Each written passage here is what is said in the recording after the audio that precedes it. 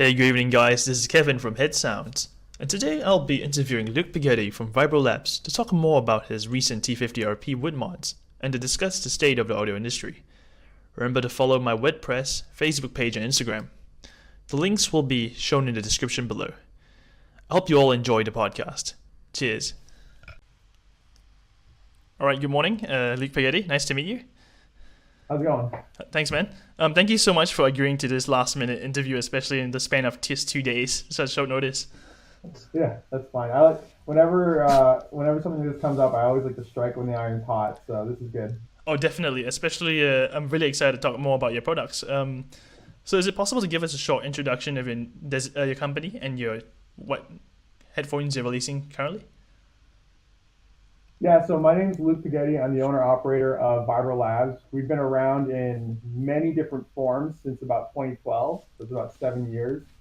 Back in 2012, I started out with Grado Mods doing wood headphones, and then we worked a lot directly with ZMF Headphones on designing their cups and chassis for their products, starting with the ZMFX Vibro. That's where the name came from. Going all the way through the Omni, now Ori, and also doing the chassis and the cups for the Icon and the Atticus as well. And then during that time, I was designing and building IEMs. So the products that I was involved with there were the Sarah, the Aria, and the Maya, which was a 3BA and then 2 different 4BAs. And those were available custom and universal. And those, a large part of that was, again, the wood, because I put a lot of value in aesthetics of products, and so I wanted to make sure that they were as beautiful as possible. And nowadays, we took about a 1 year vacation hiatus, you could call it, and we're back. And what we're working on now, most recently, was the Fostex cups, which then turned into a limited release of like a T50RP Mark III base complete headphone that use some of our products, the cups and cable, and also the tuning materials that we release for that system. It's really a system, if you can call it that, headphone system that is designed to fit with the Mark IIIs. With regards to the sudden shift from the IEM to headphone industry, what made that sudden change, and what made you break that so-called sabbatical, perhaps? Yeah, so that's actually a really good question.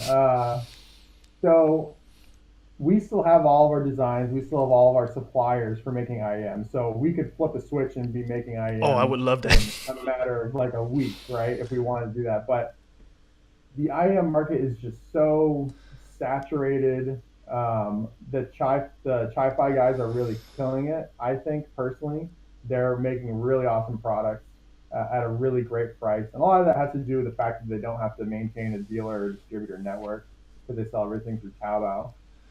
So they've got a lot of competitive advantages there in the IEM market. And also for me, if I'm not into it, I'm not going to be able to put in the passion that I wanted to. And I think that's the largest reason. When pretty much this spring, I woke up and I was like, fuck, I just have to make headphones again. Like I just really have to, like I just really want to make headphones, full-size headphones. And so I was like, all right, we're starting it up again and we're going to do full-size headphones. And part of it is just I just really like designing and building headphones. That's one of the things that I just really love to do. And the earphones, I guess I just felt like I was done with it. I mean, it's really that simple. I just felt like I was done with it. Yeah, the IEM industry is so saturated, so this is very hard to compete, isn't it? Yeah, and when I think about it now, as we're doing this interview, it's like, okay, so it is saturated, it is hard to compete. I'm sure that I would be able to start selling earphones again and have that be sustainable because I have a bit of a history there, but I just don't care about them anymore. There's only so much you can do with an IEM. I Anymore. absolutely agree. There's too many competitors in the market, and there's nothing much that's really innovative apart from some brands that experiment with unique driver types. But it's more or less a balanced amateur race. So it's understood as to why you're this enchanted with the industry. The reason why I'm not doing earphones is not rational. I just don't I just don't give a shit. I just want to build full size headphones. It's really that simple. Good choice, especially with the Maple. The first time I discovered your company again is because you sent an email out to the, I think, the subscription list. And apparently I Yeah. forgot to unsubscribe. I just didn't even know, to be honest, that you're back. So I happened to see the Maple Fostexes and I fell in love. And I love the fact that the chassis of the headphone itself is quite small. It's not like the ZMF chunky headphones. I feel they're a bit too heavy for me. And in a hot environment in Singapore, it's impossible to wear. Yeah, I do like the lighter, smaller cans for sure. Some of the high dollar headphones, they get really chunky, and I just don't like it. I think one thing that audiophile companies do not understand is that a headphone has to look good on a person. And I know people like talk shit about Beats all the time, but one of the reasons they were so successful is because their cans actually look They look good on gorgeous. actual people. Like an audiophile can, so many audiophile cans look amazing on a desk, but they look horrible on a person. And so it's just like they're like, okay, so as long like people don't take selfies in audiophile equipment, right? They're not like, yo, check out my can. You No know one what I actually. mean? It doesn't exist. Look at my And 90 so they're millimeter like, playdowns. Oh man. right. So they're just like, if it looks good on a desk, we're good to go. It doesn't matter what it looks like on a person. And I'd like to see that change, honestly. I think that the headphone market is a really fascinating, or I think headphones as a product is really fascinating because it kind of blurs the lines between um, fashion accessory and tool, and also like consumer electronics. It's in this really weird kind of like middle ground between all these things, and I think that a headphone can be beautiful on a desk. I think a headphone can be beautiful on a person, and I think a headphone can be beautiful to listen to. And I don't see any reason why it can't be all three. I absolutely agree, especially with headphones like Beats and other fashion brands. I think one brand that does the balance between good audio and good design would be Meze in audio, Mm. especially with the Meze Classics, which I used to own for a short period of time. I thought it was really gorgeous headphones. Yeah, I think, yeah. I've never used them in person. My complaint about the Mezi headphones, the cups are beautiful. From what I remember, the connectors, the cables, all that stuff is beautiful. I just don't like how some of these brands get the chassis that comes out like a bubble around your head. You know what I mean? yes. I'm wearing. This can tell you a lot about me. I'm wearing the six XXs right now, and they're just a comfortable headphone. They're not particularly beautiful, but they're they look normal on a person, right? Yes. It conforms to I the don't know ears if you nicely. remember this video game. There's this video game called Jet Grind Radio, and there's this character in it Wait, that is had it? these Sorry, is it Jet Set huge Radio?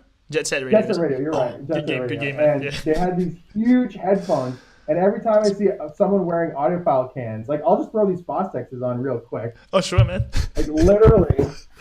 Any of these audiophile cans, even these Fostexes, I look like a character from Jet Set Radio. You know what I mean? Yeah, I know And you. so, and those Fostex, the T50RPs, they aren't even the worst. I mean, they're some of the better of the audiophile cans, in my opinion. But some of the really high dollar cans, they start to get really ridiculous. So the Mezi, the ones they just released, I'm forgetting the name right Oh, now. the The Empyrean. Imperian, That's yeah, okay. the That's Imperian. a bit gaudy. That's a bit gaudy for my Yeah, it taste. is a bit gaudy, but it's not as bad as some of the other cans Oh, in that price range. You know what I mean? Odysseys have always been like that. Odysseys have always been really heinous. So the fact that Mezzi's seems like they're at least trying to like make that work. That's good. But a lot of audiophile cans because so much of the industry is like, oh, they pretend that they only want performance, and I would guess that probably some of the guys really do only care about performance. But we're all human. We're all a little vain. We want something that looks good. We want something that we can feel comfortable in. You know what I mean? absolutely.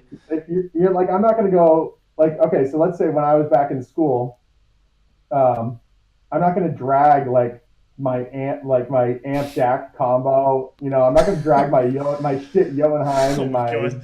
LCD2s out to the library to like study. You know, and that's why I think Beats has done so well in the market, even though everyone knows their sound signature is not where we would want it to be, but it's a part of the equation that just gets totally ignored, in my opinion. I agree, especially with, and to make matters worse, I think as let's say an anonymous user has never used headphone in his life, and he tries to read the rhetoric being shared on their website, it's almost impenetrable, and I think it's very hard for consumers to understand what's going on. It's not very efficient. Oh yeah, That's the big so there's problem. thing that I'd like to say. I'll see if I can get it right. Basically, audiophile companies build a nerd moat around their business.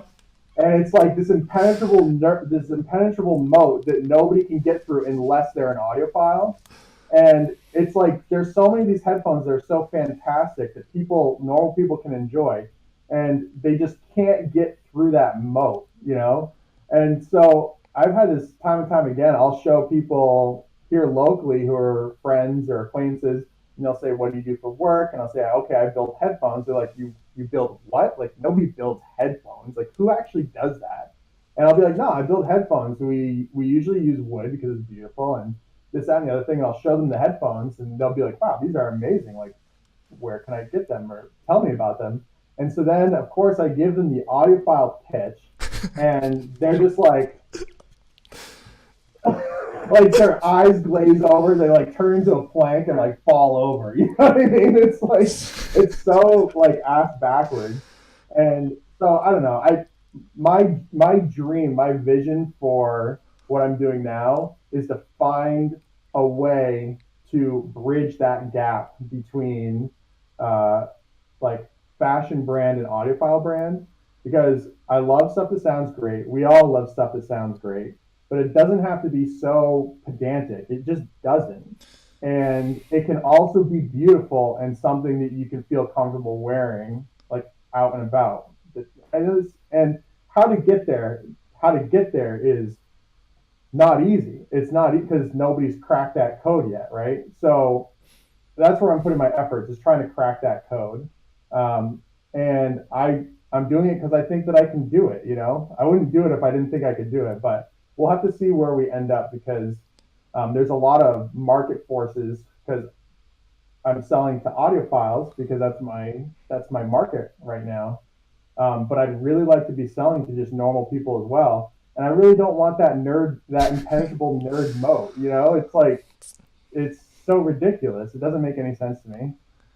Yeah. Okay. I'll use the analogy for, let's say, expensive carbon fiber guitar versus, let's say, a Martin, right? It looks gorgeous and it sounds amazing. And let's say consumers that don't know anything, they'd probably choose the one that's more aesthetically pleasing. So definitely aesthetics play such a big role here. And absolutely. After trying some headphones, I think the strangest headphone I've tried so far, the one that, like you said, pops out of your head, right? Like giant cups. I would say the Sony MDR Z1R. Oh, that's a huge headphone that just pops out of your head. Yeah. Yeah, or like the R10. The R10. Which headphone is this? R10. Sounds vaguely familiar. The Sony R10s. They're like an old school. Oh, the really R10. Sorry, isn't that the R10s, Biocellulose drivers back then? That was the original Biocellulose guys. Yeah, that's crazy. Yeah. Okay. Yeah, so those are a good example. And then, of course, if you want to get totally ridiculous, we got the Jacqueline. I mean, that's like on a whole other level. Those aren't even really headphones. Jacqueline what? Jacqueline floats. Have you seen those before? I've never seen those in my life. You gotta look them up, man. Those are real old school. It literally looks like somebody took electrostatic speakers and just like attached them to. Gosh, I don't even know how you describe it. I'm gonna send you the link in Discord. Okay. It is the most ridiculous thing ever. Let's see. Discord. Here, I'll send you the. Yeah, is that right? Yeah, Jacqueline floats. All right, let me take a look. Oh my! Those are legendary for being the most obscene headphones ever. Supposedly they sound amazing, but But I guess if you're carrying a pair of speakers around on your head, they're probably going to sound okay. They look like this really strange. I don't know. It looks almost Bauhaus and disgusting at the same time, right? It's very strange. It looks like. Sure. Oh my goodness, I don't know what to say. It's a maximalist, minimalist approach. It's very strange. Jesus. It is very strange. I've never listened to them. Apparently they sound incredible, but this is like the epitome of This audiophile, is the right? epitome of nerddom. That yes, Yeah, exactly. it's This is the epitome of the nerd mode that I was talking about. it's the audiophile. What's the word? Exclusive Like club, it right? doesn't matter. It doesn't matter how good they sound because normal people will never buy that. Period. No one would be caught dead listening to those things unless they were like hardcore audiophiles. That's not. That is an absolute. That is the antithesis of what a consumer would buy. Absolutely. This is Yeah, just a strange exactly. product. I've never heard of it until you told me about it. Wow, that is Yeah. disgusting. That looks a bit like the AKG headphones with the rectangular cups. It looks a bit strange to me. Sure, I would sure. never wear them, and I agree with you. They don't even feel over your head. They take them and they just sit like in front of you like this. Wow, that's more open than an open back. It's a very strange And concept. I think they're electrostats from what I remember. Yeah, the electrosets. I think it says here in the website. Yeah. That's a weird So one. anyway, Anyway, um, with regards to the T50RP mods, right? What was the philosophy behind the tuning? Like, what do you do to adjust the sound? How do you go about this approach of trying to recreate a new T50RP mod apart from the rest of the competitors in the market? yeah. So it's pretty simple. I just tune something that I like to listen to. I have been involved in designing like reference cans, and I just never cared to listen to them. Um, I mean, it's funny because I'm listening to a 6XX. Some people would call those reference. Um, but really, I guess the best way to describe them is I listen to the 6XXs every day. And for me, the thing that they're missing is like a good, strong sub bass. And so I was like, okay, well, the T50RP, it's got pretty, for what it is, it's got pretty legendary sub bass and mids. That's what I'm looking for. And also, I started with the T50RP not just for sound, but also because it's a really easy way to get into developing your sound signature. So I'm starting with T50RPs because I can get the headphones pretty easily. I can start tinkering with them. I can start building out that sound signature. I can start shipping that sound signature for people to listen to and give feedback. And the way that the T50RP cans that I make are designed, they're designed so that when I go ahead and update the tune, which I'm going to be doing very quickly, okay? I'm going to be doing probably every month, I'm guessing, of like a new tune update as we're working out that sound signature.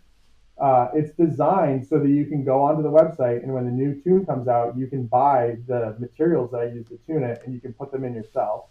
So you're not going to be like stuck with some old tune. And if you like one of the older tunes, like if somebody like as we get through the process, if some people might like the V3 more than the V4, like they can run the V3. I'm not going to stop them from running the V3 if they want. This is just a hypothetical, like in the future kind of situation. Um, and so that's my goal because what I really want to do is get as close to the software update of headphones because as you know headphones they don't have their own hardware in them so we can't like they don't have hardware like they don't have a DAC or an amp and stuff like that in them so we can't like update that over the wire but we can update the tuning materials which has a very real effect on its performance and I want to get as close to that software update as possible because to me, the ideal situation is, and I know the audiophile guys hate Bluetooth, okay? I know they absolutely hate it, but just hear me out for a second. Okay, I'm The, guilty of the this. ideal, I know, no, I get it. I totally get it, right? I don't want you to think that I don't know why, right? But to me, an ideal situation would be like when one of the cool things about Bluetooth is that you can a lot of those units have like a DSP, and so you can go in, you can actually like EQ it, or you can do those kinds of things to kind of get the sound signature, the frequency response exactly where you want it. And so in that scenario, you can actually do software updates to tweak that sound signature as you get more consumer feedback. And I think that's great. Like I wish that I could do that but without the Bluetooth, right? So just a regular headphone, no Bluetooth. I wish that we could do software updates as we learn things, but we can't. So what we can do is we can offer these tuning kits that can be installed over time. And right now, my tuning kit, my last one I think was $14. So we're not talking about like some companies will be like, oh, you want to upgrade your headphones? You can do that. It's going to cost like $400. Oh, It's like, no, Jesus. fuck that. It's like a $14 tuning kit. Everything's designed. These are, well, not these. Yeah. These are designed to be. They totally unbolt. There's 6 screws. Oh, very straightforward. Yeah, a whole thing unbolts, comes apart. It's not completely slam packed with stuff that you don't need. It's the bare minimum, and so you open it up. It's really easy to pull out the tuning materials and put new stuff in. So as we further develop the sound signature, you're not going to be left in the dark. The product will get better over time. So that's kind of part of the idea behind that. So for the 3 different wood types that you've selected, in particular, I really like the cherry. But what made you choose these 3 wood types? Why this 3? And does it really affect the sonic characteristics by a large margin? No, it doesn't. So Okay. I know that some companies claim the different woods make like a difference for sound. I can't make that claim because I mean, I can't hear it, right? I can't hear it. I can't measure it. I've never seen anybody ABX it. And when I say ABX, I mean like you listen to the cherry, okay? Then you listen to the maple, right? And then you listen to one of the 2, but you don't know what it is. And can you actually guess which one is which? Can you actually guess what the third one is? So that's like what an ABX test is. I've never actually seen anyone ABX test different woods. The times that I've heard of people ABXing them, I would say that it was just driver variation. It would have nothing to do with the wood itself that they're hearing, right? So my whole thing is the enclosure does not have really any effect on the sound. The volume and the damping and all that stuff is what really affects it. And so the difference between the 3, for my money, there's no difference. I picked the 3 because I wanted a range of like exotic hardwoods and domestics and different, and also colors as well.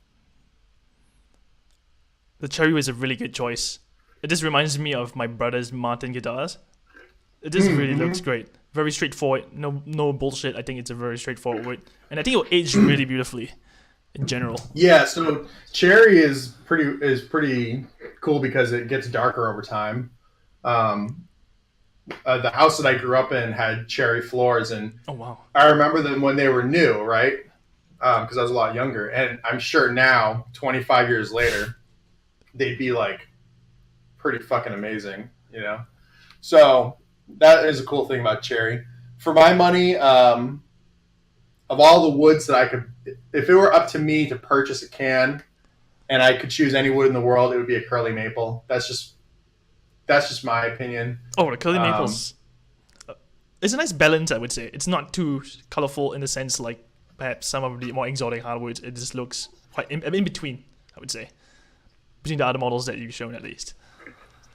Yeah, so I live in Maine, the state of Maine in the United States, and we've got a long history of woodworking, craftsmanship, and that kind of stuff. And everyone I know here who does woodworking, they say things like customers want me to do stuff in cocobolo, they want stuff in mahogany, they want stuff in zebra wood, they want stuff in bacote, they want stuff in all of these hardwood, these exotic hardwoods, and they always say, just give me a nice piece of soft curly maple, give me a nice piece of curly, and that's all I need, right? I can make that sing. It's just like in our region, you would think that we would want exotics because people tend to really want stuff that they don't have a lot of. But the curly maple, it just, in my opinion, it just completely slaughters every single species out there. And it's not even that expensive to get. Like the zebra wood costs like 4 times more to get than the curly maple. And people just think that because it's more expensive,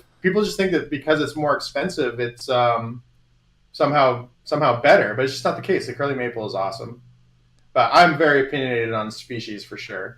I like them all, you know, I really do like them all, but I'm very partial to the curly maple, but everyone's got their favorite. Like I know this guy, we've been working on, Grado and Fostex releases. His name is Bruce McKenzie. He's, Wabi Sabi headphones. And from what I remember, he is really partial to Black Limba. I look at Black Limba, I'm like, who the fuck cares? Like, Black just give me Curly Maple, you know what I mean? Yeah. Google this. I don't know but what that's just that. From what I remember, Bruce, if you're watching this, I hope I didn't get it wrong. But Black Limba, I believe, is one of his favorites, and we just agree to disagree on this, I suppose. So, and that's fine. That's what makes life so fascinating. Okay, I'm googling this right now. Oh, it's actually not that bad. It's not bad. It's a beautiful wood. It's a beautiful wood. But if I'm being opinionated, I'm like, just give me Curly Maple. Okay, I like a smooth finish. I'm not a big fan of something that with stripes, or you know what I mean. I just like a no pattern, flat tone, and the fact that it looks like vegetable leather makes wins. Yeah. So you wouldn't be like a zebra wood kind of guy. You'd be like probably like you said, a cherry or Curly Maple. Another favorite of mine is a Claro Walnut. Those are my two favorites. Curly Maple and Claro Walnut are my two favorites. And they're both domestics, which a lot of people think is weird because they're like, don't you want the exotics? And I'm like, nah. No, support your local industries. Why not? What's that? Support the local industries. Support your local. Yeah. No, it's just the best one. It's just the best one, period. All right. It's just better. You know, like so let me put it this way. If you were, from what I've heard, people who do really high-end furniture in like China, for example, they spend a lot of money on getting Claro Walnut and Curly Maple. I did not know that. Just like people here spend a lot of money on getting zebra wood, right? They just want, a lot of times people just want what they can't have or want what they don't have like a lot of access to. And but for me, because I work with this stuff all the time, it's like, just give me the Curly Maple. So. The Claro Walnut. And the Claro Walnut, yeah, that's okay. I've googled it so far. I don't really know much about woods, unfortunately, but it looks pretty good. Looks pretty gorgeous. Yeah, so the Claro Walnut is, so we don't have a Claro Walnut right now. In the future, I'd like to do one. Ours is just a regular black walnut, but Claro Walnut is like the black walnut, but it has a little more contrast in the grain. So it's not striped like zebra wood, but you get a little more contrast, and it also has a curl figure like the Curly Maple. So, and again, it's just like a really clean domestic hardwood, which is really nice. All right. So if let's say someone were to buy one of your headphones right now, what does it come with in the package? Yeah, so the package is pretty bare bones. Basically, you would get the headphones, and the headphones come with this braided copper cable, which is an OCC copper cable that we also treat with 303 aerospace, which just makes it so that, this is one of the things I hate the most about nice cables is they yellow all the time. I hate that so much. Oh my god, yes. Yeah, so what we do is and I don't know why people don't do this, we treat it with a 303 aerospace, which is basically like a UV protectant. Okay. And so you do have to, if you want to like keep that protection up, you have to apply it like every couple months. But you can go online, you can get it, and it's not expensive at all. So this is just a regular, well-braided cable. Yep, it's a 4-conductor, 24 gauge OCC copper cable, Type 2 lits, blah blah blah. Has a just like a good 1/8" jack on the end, and then we also include an 1/8" to 1/4" adapter as well, because that would be insane if we didn't on a can like this. Oh, definitely. But yeah, you know what I mean. So that's what it comes with today. But our whole thing was like, listen, like you get the cans, they've got beautiful wood, they've got a nice cable. It's not like a crazy like 8-conductor palladium plated cable or anything like that, but I would never buy that anyway, So basically what I do is I put together what I would want, right? I put together what I would want, and I'm not like a super pedantic audiophile. I just really like nice stuff. And I like sound signatures that are emotive. I don't like sound signatures that are designed to tell you how bad mastering is in pretty much every song in existence that's been recorded in like the last 10 years. Yes. You're not chasing the golden goose. You're not chasing the Harman target response curve. No, just listen and enjoy. Straightforward. Yes. Right. It's like so many cans now. You like listen to them. You're like, wow, these cans sound amazing, but holy shit, this track is like the mastering on this track is fucking horrible. So it's like that's not what I'm looking for. I want to put on headphones and I want to enjoy the music. So that's, and I want to be able to look at them and be like, I want to be able to show this to somebody and have them be like, wow, man, those are fucking I agree. sweet. You know, like that's my goal here. It's a pretty simple goal, but I think it's something that a lot of companies miss out on. Well, you said about the whole this sounds terrible on this particular headphone. Yeah, I actually demoed Iggy Pop's, the Stooges Loose, the song Loose on one of the HD 800S. Holy crap, it sounded terrible. Mm-hmm. Disgusting. Yeah. I always use these really obnoxiously loud tracks to test headphones to see if I enjoy it. If it's enjoyable, if it's warm enough to overcompensate for that horrible treble, that's good enough for me. Yeah, because I listen to such a wide smattering of genres. Sure, and I know that I'm sure there are guys out there who can just sit down and listen to Spanish Harlem by what's her name, Rebecca Pigeon, I think. You can listen to that shit all day long. That's like the quintessential audiophile test track, you know. They can listen to Spanish Harlem over and over and over and over again, or stuff like it. And I'm sure people like that exist, but most of the people I know who are into headphones, like, they actually do listen to pop from time to time. They actually do listen to hip hop from time to time. And a super reference it just totally fucking falls apart on normal music, you know? So I have no interest in those sound signatures. I used to do that stuff because that's what I felt like people wanted, but I'm so done with making stuff that I think people want. I just want to basically sell stuff that I like. And so that's kind of where I'm at with sound signature.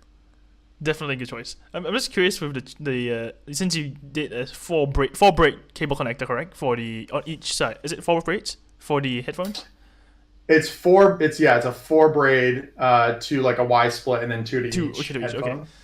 Is there actually a difference if you do 8 cores or 16 cores with a lot of these manufacturers are doing now with these ridiculously large cables, or is it mostly for aesthetics? Do you think? So I know we talked about this before we got on the podcast, but basically, my thing with cables is I don't really like talking about cables because it's like talking about religion or politics with friends at dinner. You know, it's just like it's a complete shitstorm of a topic. Okay, but I will say this: I have never been able to ABX a cable. Right? I've never been able to sit down and do an actual ABX test with a cable and get it right. I don't know anyone who's actually done it, okay? That said, I really love nice cables. I absolutely love nice cables. And some people are like, oh, well, why would you want to spend money on something that's not only performance? And my answer is pretty simple. If you were to go buy a Porsche GT3 and it came with a really shitty paint job, you'd be pretty ripped, right? Because it, like, good aesthetics is such like an integral part to the experience of a product. It's like why people spend money on good packaging, right? To me, cables is kind of like the packaging that lives with the product, right? It's just part of the deal. And I really love beautiful cables. So here's my thing. Does an 8 braid look better than a 4 braid? Is it going to perform better than a thicker 4 braid? I don't see how that could even be possible. Then you've got the 16 braids.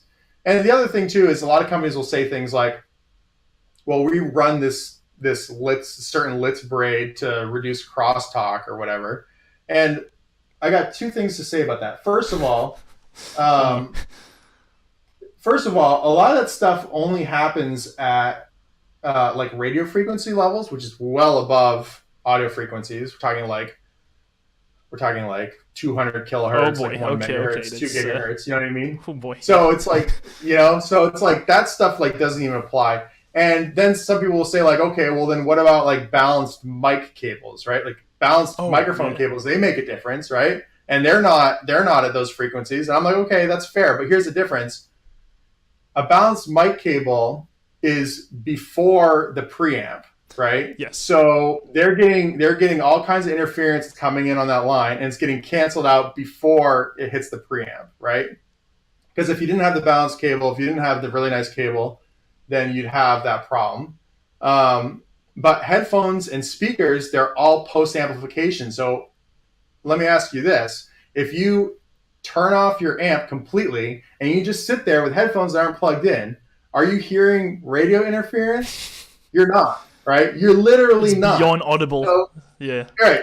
There's no fucking way, right? So that's kind of like a short version. So for me, when I look at cables, I'm like, okay, what can we do to this headphone to really set it off visually? What can we do to like just really round it out and make it look fucking awesome, right? And for my money, that's the 4-braid copper, because people who are true cable believers, they can at least understand that we're putting something nice on there, right? Definitely. And the people who, like, it's not the best, okay? For true cable believers, it's not the best cable, but it's like we're actually putting in the effort, right? And then for people like me who are just aesthetics, it's like it looks fucking great. Oh, it pairs so well. Really happy. Yeah, and it just pairs well with the headphone, and I'm happy that I don't have to go upgrade it. So that's kind of my whole deal with cables. I can't hear a difference. I fucking love the way that they look. And I don't think people need to be worried about liking something with audio because of the way it looks. I mean, we buy stuff because of the way it looks all the time, and there's nothing wrong with that. So if you like cables and you can't hear the difference, then you're just like me. I fucking love them anyway. Spend money on them if you want. Do whatever you want. There's nothing wrong with that. It's safe to say, like, all cable believers and non-cable believers, they all can agree on one thing, and basically it just looks gorgeous. Especially the pairing of the copper wire and the wood. I mean, the wood chambers that we've chosen. They look great. Absolutely, yeah. All right, so I have 2 more questions left. With regards to future releases, are you planning to release any new modded headphones down the line, or perhaps new wood types, or anything planned in the near future? Yes. So the way this is working is we're doing all limited releases. So we just did our first run. That was of the V2. The next run will be of the V3. We're already working on tweaking the sound signature a little bit. And so that will be done. It's all done through my mailing list. So we don't have a release date yet, but when that release date becomes clear, then we'll let people know. And then they can go ahead and if they're on the mailing list, they'll get notified. And they usually sell it pretty quick. So that's something to be aware of. And what we'll be doing is, like I said, we'll do the V3 and the V3 tune. So like the next update of what we've been working on for the T50RP. But in the background, we're actually trying to get away from the T50RP as quickly as possible. So we're using the T50RP as a way to develop the sound signature we want. And then we're going to transition into our own headphone. And one of the things that's really important to me is I really want to hit that $399 price for our headphones. And that's something that is really, really important to me because I don't want to have anything to do with the price arms race in this business. I want absolutely nothing to do with pricing arms race. And it's also important to me because, like I said earlier in this interview, I don't want to just hit the audiophile market. For the size, I want to grow this business to a size that the audiophile market just can't sustain. So I have to start thinking about just normal people. And I think that normal people, their ceiling is around $399, $499. So I have to keep that in the back of my head as I design this stuff. And one of the things that allows us to do that is we have told dealers and distributors that they have to sit this one out. So we don't have the dealer markups that a lot of other brands have to deal with. And I know we talked about this a little bit before we got on this podcast, but basically a lot of these companies, they sit down, they keep releasing higher priced headphones, and it makes it look like, and I'm sure that you are getting a little more benefit for them, but a lot of where that price goes is into wider dealer and distributor margins. So that the dealers and distributors have more of an incentive to sell this one particular model. And so what they end up doing is they end up getting a lot more marketing out of those dealers and distributors that they wouldn't get otherwise. So you have all these companies who are just competing. It's like this arms race just to the top of the price, just to try to like keep being more expensive and more expensive and more expensive. And then some headphone will come out $2,700, and then someone else will come out $3,000. I think you see where I'm going with this. Then I'm sure the next one that comes out is going to be $3,200, $3,400, $3,600. It's just going to keep going. And I can promise you that those dealer margins are getting wider and wider and wider and wider as that's happening. So what you end up paying for, it's a lot like what Beats headphones do. You end up paying a lot for the marketing and not a lot for the actual product. And so that's going to keep widening, and the Chi-Fi market's going to sit here in the corner going, we sell everything direct on Taobao. And then I'm going to be somewhere in the middle over here being like, I don't know why the fuck you guys are spending $4,000 on headphones. I'd much rather have 8 $500 headphones than one $4,000 headphone, you know? that's just me, you know? So I don't know, that's kind of like a little bit of a rant and an answer wrapped up in one. Oh, definitely. But you know what? I share the same sentiment. What do you think is the most expensive earphone you can think of in your head? What do you think is a ridiculous, exorbitant price? So it's been a while since I paid attention to the IM market, but I do remember, what was the 64 audio, was it the TF4? Oh, okay. That was the one exception. I actually loved that earphone, but yes, it is expensive. So here's my thing. I haven't listened to it, okay? But I do remember that one being very high priced. Okay, the most expensive earphone that to my knowledge, right, is by a company in Taiwan called Bravo. They released a $10,000 planar earphone. Yeah. I actually demoed it, and it's not worth $10,000. It's not bad, but $10,000, my goodness, and it looks pretty ugly as well. Yeah. It doesn't exactly help.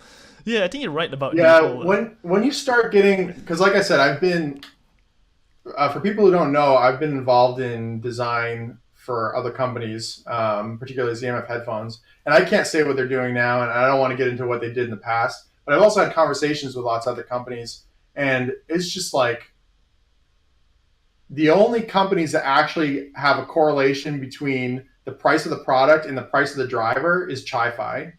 They're the only company, and like maybe Grado, right? Maybe low-end Grado.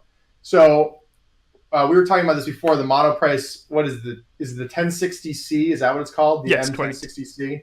Yeah, so the M1060C, that to me, I haven't listened to it again. That to me, I've been meaning to pick one up, is an amazing product because it's a total garbage chassis.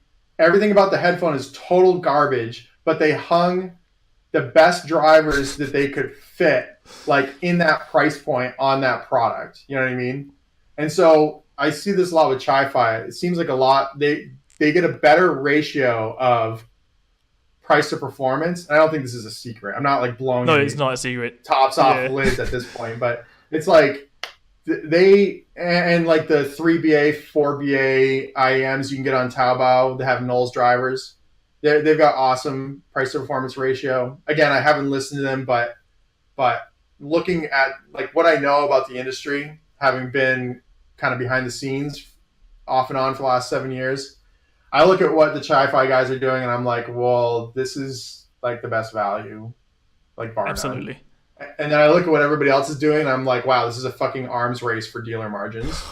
That's just the way I see it, right? Unless there's some kind of technology, like real technology, right? Not like bullshit technology, like the cable is better, or the wiring's better, nonsense. Like that stuff. We're talking about like real stuff. Like the best example I can think of, the top tier headphone that interests me the most is the Mezi Empyrean, because it's clear that they have, is it Renaro? It's clear that Renaro has invested real time and real money on developing a real product, okay? A real technological advantage. And I congratulate those efforts, you know? But Chi-Fi is going to look at that and be like, oh, okay, well, we can make, it's still just like it's just a printed flexible PCB. That's all it is. And a specially curved magnet in like an enclosure. So the Mezi Empyrean, it's not going to be the only one with that technology for much longer. It's going to get ripped off in a year. Definitely. Max, you know? And then there's going to be headphones, like, who knows? Maybe it's going to be the M1070C, and it's going to have the egg-shaped headphones, and it's going to have the treble planar right next to your ear and the bass, mid bass and mids planar on top, all in the same diaphragm. It's going to come out in 14 months and it's going to be $500. I mean, I'm just guessing, right? But so there you go. There's another mini rant for you. Oh, but that's precisely the point, right? The whole industry, or at least a lot of audiophiles like myself, are a bit disenchanted with an industry that's always chasing for the next golden goose or whatever. But Sure. That's why companies like Massdrop offer such a valuable service, and that's why their headphones are selling like wildfire as well. Yeah. This is another fun one for me. So if any of the older headphone audiophiles watching this will know that for the longest time, the HD 650 was the pinnacle of a good audiophile headphone. For the longest time, they were like, it was the king. Everything was compared to it. Anytime a new headphone would come out, they'd be like, okay, how's it compared to the 650? So that whole time, that headphone was, I think it was around $500 or $600. Yes, the $600 back then. Yeah, back then it was around $500 or $600.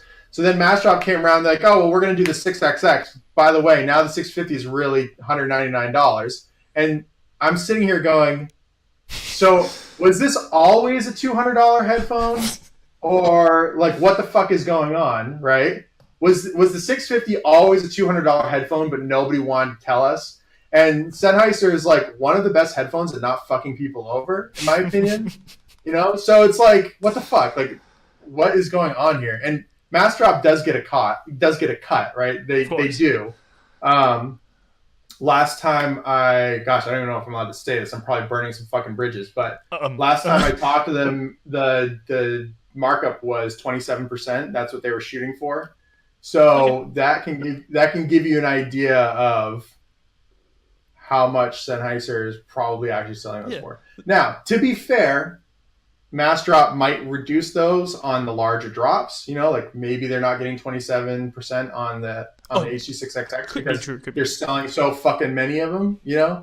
But I guess the bigger point is basically if the 650 was always a $199 headphone, why wasn't it a $199 headphone just demolishing the market like the 6XX is now? And I think the answer is that Massdrop can reposition a product mentally in the consumer's mind as being okay, so this is normally a $600 headphone, but because 5,000 people are buying it all at the same time, they can do a single run and they can do it in all black stuff. They don't have to paint the headphones. They don't have to do all this other stuff. They can put it in a shitty box. It's going to come with crappier cables. And so now it's $199, right? That's the mental, that's how you get from it was $600, but it's actually $199. So Massdrop seems to be able to do that with products in a way that if Sennheiser just came out and they're like, oh, by the way, the 650 is $199, people would be like, what the fuck is wrong with you? But Massdrop allows them to actually do it mentally without the market getting angry, basically. The funny thing is, like you said, where are the changes made? It's not made in China. It's still made in Ireland. And it's still, I believe the drivers are still hand matched or something like that, and it's $199. So that you said, nothing really much has changed, but they've lowered the price by $300 to $400. It's crazy. Yeah, so hang on, I'm gonna look at this first. Yeah, so they're not painted, right? These are just coming straight out of the molds. Okay. So there's no real post-processing done to it. It just comes straight out of the molds. They slap the serial number sticker on it. And then I think they put I could be wrong, but I think it's a pretty bare bones cable, which I believe the other one was a little different. I could be wrong there. So there are reductions, don't get me wrong. Oh, definitely. But it's not a $400 worth of reductions. It's probably $10 worth of reductions. I mean, it's just a steel sticker and paint. It's probably cost $5 to $10, like you said. And maybe some labor, right? It's probably exactly. Labor included is probably $5 to $10. So, but anyway, it's fascinating.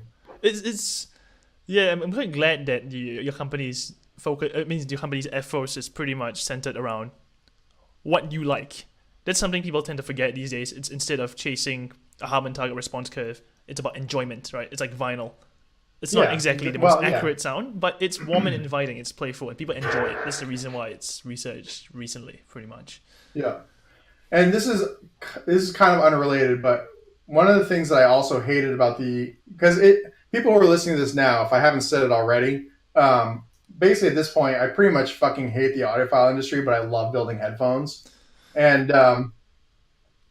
that manifests itself a lot in what we do. That's a lot of what our deal is just making stuff that we really like and not introducing doubt to increase margins, because we could do something like sell a really shitty cable, and then we could go ahead and braid like a 16 or an 8 braid like silver plated copper cable and being like, you're losing out on all this wonderful detail. This headphone's not going to be nearly as good if you don't buy this $500 cable. Like that's introducing doubt to increase your margins. That's literally what that is. And I just don't have any interest in that. I just like nice headphones, and I want to build nice headphones. And I really believe that there's a group of people out there who are just done with the bullshit. Definitely. And I would like to say that really respect the transparency in how you feel, especially the tuning of your headphones. No bullshit. It is what it is, and you just say, "Oh, I like this finish of the wood."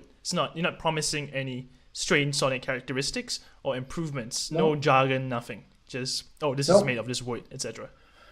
And there's actually a strategic reason for why I say that too. So let's be clear. I don't want to just keep doing wood. There's all kinds of stuff I want to do. Oh, okay. That's interesting. So there's a lot of aesthetics that have to do with other materials, things that wood can't do that I would really, really like to do. If you want to make a comparison to the IEM market, it's like how Noble has always had their Wizard series where they do like really fucking crazy stuff. Really, that's what I'm into. That's what I want to use. So one of the reasons I got back into headphones is I wanted to use headphones as like a form of self-expression, like almost like an art form. And this is just this is like the medium that I'm familiar with. So I'm like really excited about getting in and like just making really crazy stuff. So it's not always going to be wood. And honestly, like I said, I can't hear a difference between the different woods. I can't hear a difference between woods and the plastic. I don't know anybody who can. I know people who say that they can, but I don't know anybody who can actually AVX it. And so back when I first started, I was like really scared to say stuff like that because there's a really rabid slice of the audiophile community who would just take what I just said and just rake me right through the coals on every single online forum you can think of. But honestly, I just like, if you're going to do that, fuck you, because you're an asshole. And I'm just trying to make stuff that I like. And I think that what we make is worth buying. Otherwise, I wouldn't be selling it. Fair enough. So where can consumers go to buy your headphones? Yeah, so right now, because when we do everything direct, it's vibrolabs.com. And because everything's limited, and I'm not just saying this to build up the marketing list. Like literally, we do the releases through the marketing list. We tell everybody when they come out. We don't keep stock around like a lot of other companies do. We've been playing around with the idea of one model on Amazon and just have that always available. But that's not happening now. That'll happen in the future. Maybe, I don't know. I don't want to put an actual timeline on it, but basically everything goes through the website and it gets announced through the mailing list. All right. Thank you so much for this interview, man. Really appreciate all. Yeah, no problem. Thank you for being so honest about how you feel about the industry. But I'm glad you're back. Since last time, I didn't really get a chance to order the Sarah. I missed that drop, unfortunately. Is it mass drop? Yeah, I missed it. I missed it by one day. I actually wanted to buy it. That's a shame. Yeah, that was a good product. My favorite earphone that we made was the Maya, for sure. I don't know if you ever got a chance to listen to that, but that was... I still have a pair that I listen to all the time. It's the only earphone that I have anymore, actually. Will you ever consider coming back to the the IEM industry by any chance? Probably not. Okay. Really what I want to do is in the full-size headphone space. It's tempting, but there's so much stuff I want to do in full-size headphones that there's just not enough time. I really want to focus on the full-size headphones and just really fucking knock it out of the park. Fair enough. That's where my head's at right now. So. All right. But Hopefully, it's tempting to say yes, but I'm not saying yes. all right, fair enough. Maybe in the future, maybe when there's new driver technologies, etc. Right? I think balance armor is a little bit old-fashioned at this point. Yeah. Or if this business grows and I can take some time to do something else, maybe I'll launch my old headphones under another brand name. I don't know. There's a lot of options there, so we'll see what happens. Yeah, I think your company's always been very artisanal. That's the focus there. That definitely helps. Yeah, and a little eclectic. So we're focusing on the full size cans for the future, for good, for real. So all right, that's the deal. All right, thank you so much for this interview. For anyone who's listening right now, I'll be do check out my Hit Sounds WordPress blog. I'll be paying for a domain name really soon. Thank you.